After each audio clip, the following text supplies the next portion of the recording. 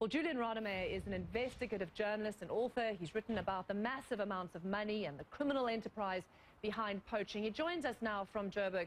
Hi there, Julian. We've both been out into the bush. We've seen how authorities, local game reserves have been trying everything from putting a GPS in a rhino horn, the intense militarization of many places with drones. Nothing really seems to stop this onslaught, does it?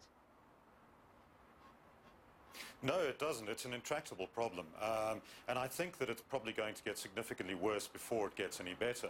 The Kruger National Park, which is, park the size of Israel or Wales at roughly 19,000 square kilometers, is bearing the brunt of the poaching. 672 rhinos at least have been poached this year. That's more than South Africa lost in 2012. So let's just talk then.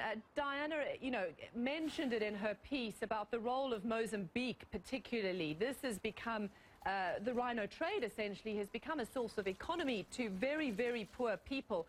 How do you get the balance between that, and how do you attack that problem? Well, that's the big question. Mozambique has become a recruiting ground for a steady stream of poachers. Poachers are being paid anything from $600 up to $10,000 for rhino horns that they can get.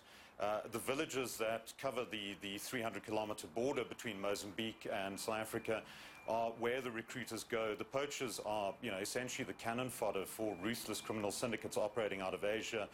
They're the people that bear the greatest risk and take the greatest risks to get the horn. Last year, there were 47 poachers killed in the Kruger National Park. Roughly the same number have been killed this year. Sentences have been getting stiffer, but still they keep coming. And the primary reason is that the money is so great. Entire local economies in Mozambique are founded on the back of poaching.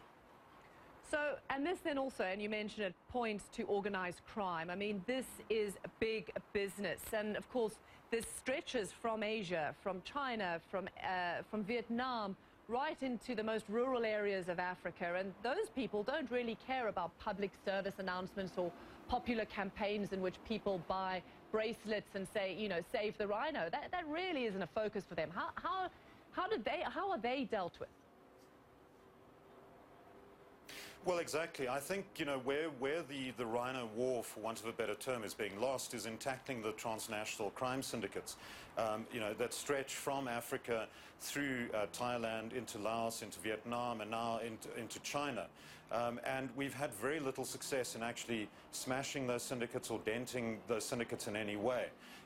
It's a problem that is in many ways a global problem, but it's being dealt with as a local problem in the countries where the rhino populations are being targeted. So what's the question? We know the South African government has tried to, deal with bilateral legislation with Vietnam, for example. What does it talk to in terms of the markets in these areas? It's become kind of cool to have a rhino horn or that sort of thing. So how do you change behavior?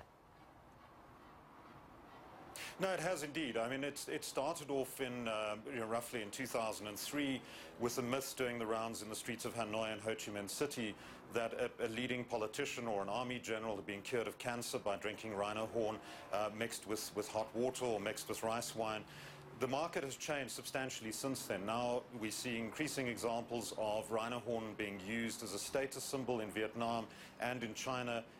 Carvings of rhino horns being sold to collectors in China, and then you also have the quirkier aspects where you have the young nouveau riche using rhino horn as a hangover remedy. So I think that longer term there are programs underway in Vietnam and in China, demand reduction campaigns, but they are campaigns that are going to take a long time to realize. So we need shorter-term solutions, and I think the moves in Kruger to move pockets of the rhino population away from high-risk areas, to move rhinos out of the park to other parks and zoos, is one of those aspects. Because you essentially what you're trying to avoid is keeping all your eggs in one basket. Okay, Julian Rademeyer, the author of Killing for Profit, talking to us about the desperate measures authorities and game rangers within South Africa are trying to stop this onslaught of the rhino population. Appreciate that.